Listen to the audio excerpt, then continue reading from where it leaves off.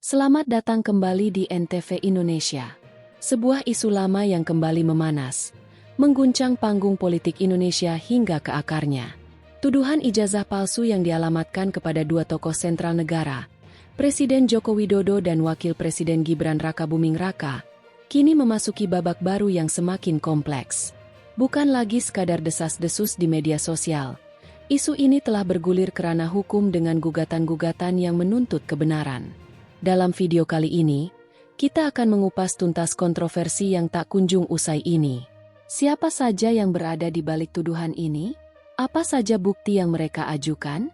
Dan bagaimana tanggapan dari pihak-pihak yang tertuduh? Pastikan Anda menonton sampai akhir, karena kami akan menyajikan fakta-fakta terbaru dan pandangan dari berbagai sisi. Mari kita mulai dengan sumber utama dari tuduhan yang paling vokal, yaitu Bambang Trimulyono, penulis buku kontroversial Jokowi Undercover. Meskipun telah 2 kali mendekam di penjara karena tuduhannya, Bambang Tri tidak menunjukkan tanda-tanda akan mundur. Dalam sebuah diskusi publik yang rekamannya menjadi dasar informasi kita kali ini, Bambang Tri dengan tegas menyatakan bahwa ijazah Presiden Jokowi, mulai dari tingkat sekolah dasar hingga sarjana dari Universitas Gadjah Mada, UGM, adalah palsu. Bambang Tri tidak berhenti di situ. Ia juga menyoroti kejanggalan pada stempel ijazah UGM milik Jokowi, yang ia sebut mirip dengan produk pasar pramuka. Klaim-klaim ini, yang telah membawanya ke balik jeruji besi selama lebih dari 5 tahun, terus ia suarakan. Baru-baru ini, pada Agustus 2025, Bambang Tri dibebaskan secara bersyarat, namun ia berjanji akan terus melanjutkan perjuangan hukumnya melalui peninjauan kembali, PK, di Mahkamah Agung. Tentu saja, tuduhan ini tidak dibiarkan tanpa sanggahan. Pihak Universitas Gadjah Mada, UGM, telah berulang kali memberikan klarifikasi dan menegaskan bahwa ijazah sarjana milik Joko Widodo adalah asli dan dapat diverifikasi keabsahannya. Pemerintah, melalui situs resmi Kominfo dan lembaga terkait, juga telah melabeli isu ini sebagai hoaks yang berulang kali didaur ulang untuk tujuan politik. Presiden Jokowi sendiri pernah menanggapi isu ini. Beliau menyatakan bahwa tuduhan ijazah palsu ini sudah berlangsung selama bertahun-tahun, dan beliau menduga ada backing atau tokoh kuat di balik penyebaran isu ini.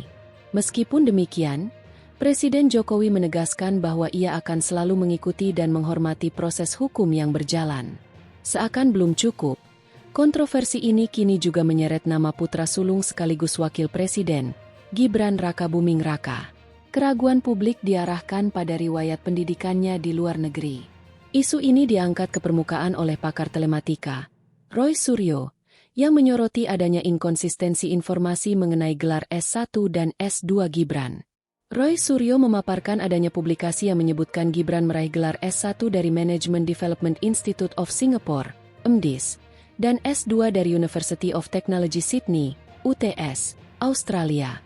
Namun, sebuah surat penyetaraan dari Kementerian Pendidikan dan Kebudayaan Indonesia justru menyatakan bahwa pendidikan Gibran dari UTS setara dengan lulusan kelas 12 atau Sekolah Menengah Kejuruan, SMK. Roy Suryo juga mempertanyakan keaslian ijazah S1 dari Bradford yang pernah ditampilkan, dengan alasan Gibran tidak pernah menempuh pendidikan di Inggris, tempat ijazah tersebut seharusnya dikeluarkan. Isu ini menjadi krusial karena menyangkut syarat pendidikan minimal seorang pejabat negara. Jika terbukti tingkat pendidikan Gibran di bawah standar yang ditetapkan, yaitu minimal SMA atau sederajat, maka hal ini bisa berujung pada konsekuensi hukum yang serius, termasuk potensi diskualifikasi dari jabatannya. Sama seperti kasus ayahnya, klaim-klaim miring mengenai ijazah Gibran juga telah dibantah. Berita-berita yang menyebutkan adanya penggerebekan gudang ijazah palsu Gibran atau pernyataan KPU yang menyebut Gibran menggunakan ijazah palsu saat mendaftar sebagai cawapres telah diverifikasi sebagai informasi hoaks. Namun, isu ini tidak berhenti di klarifikasi. Sebuah gugatan perdata dilayangkan terhadap Gibran di Pengadilan Negeri Jakarta Pusat. Tak tanggung-tanggung, penggugat menuntut ganti rugi sebesar 125 triliun rupiah. Persidangan kasus ini sedang berjalan, menambah panjang daftar persoalan hukum yang mengiringi kontroversi ijazah ini. Diskusi mengenai keabsahan ijazah ini bukan hanya melibatkan Bambang Tri dan Roy Suryo.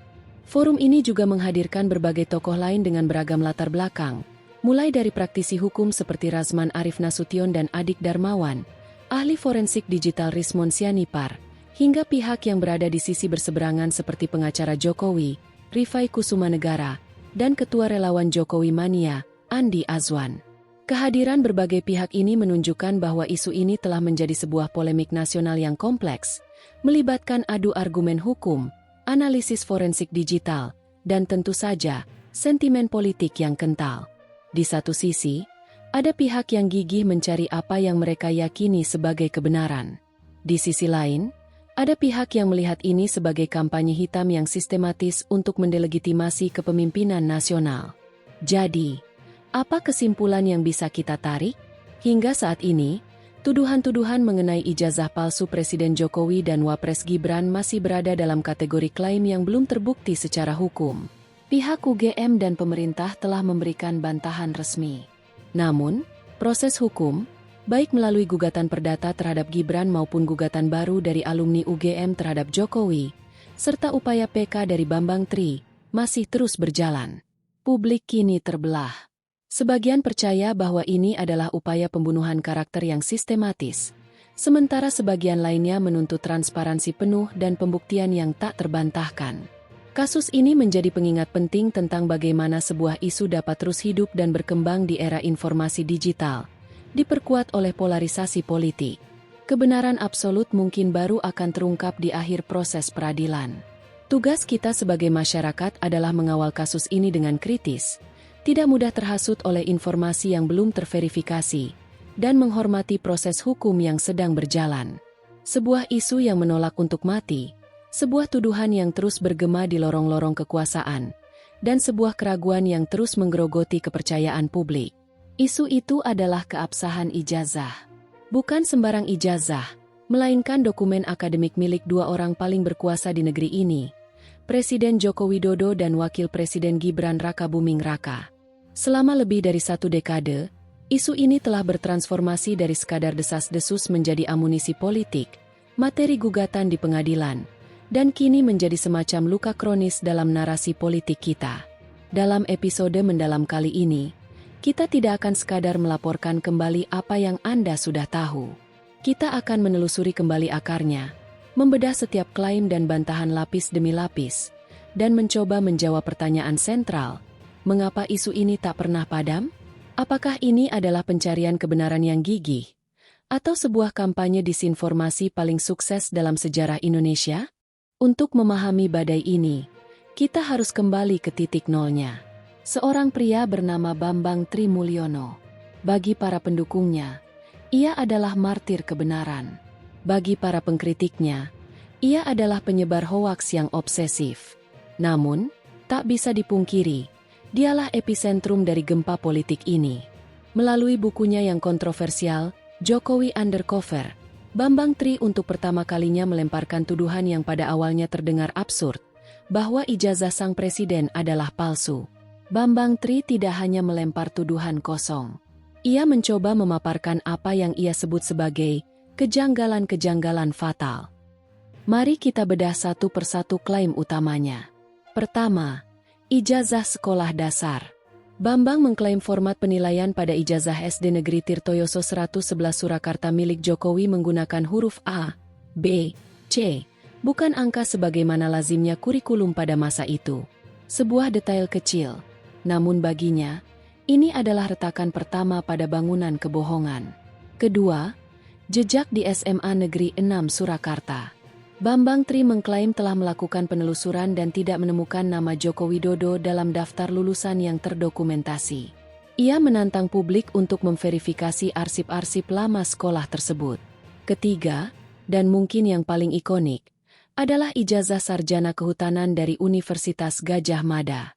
Bambang Tri dengan pedas menyebut stempel pada ijazah tersebut mirip produk murahan dari pasar pramuka. Ia menyoroti perbedaan ketebalan, warna, dan detail pada logo UGM jika dibandingkan dengan ijazah-ijazah alumni lain dari periode yang sama. Atas klaim-klaim inilah, Bambang Tri telah membayar mahal. 2 kali ia dipenjara, menghabiskan bertahun-tahun hidupnya di balik jeruji besi. Namun, penjara tampaknya tidak memadamkan apinya. Sejak dibebaskan bersyarat pada Agustus 2025 lalu, ia berjanji akan melanjutkan pertempuran hukumnya melalui upaya peninjauan kembali, PK, di Mahkamah Agung.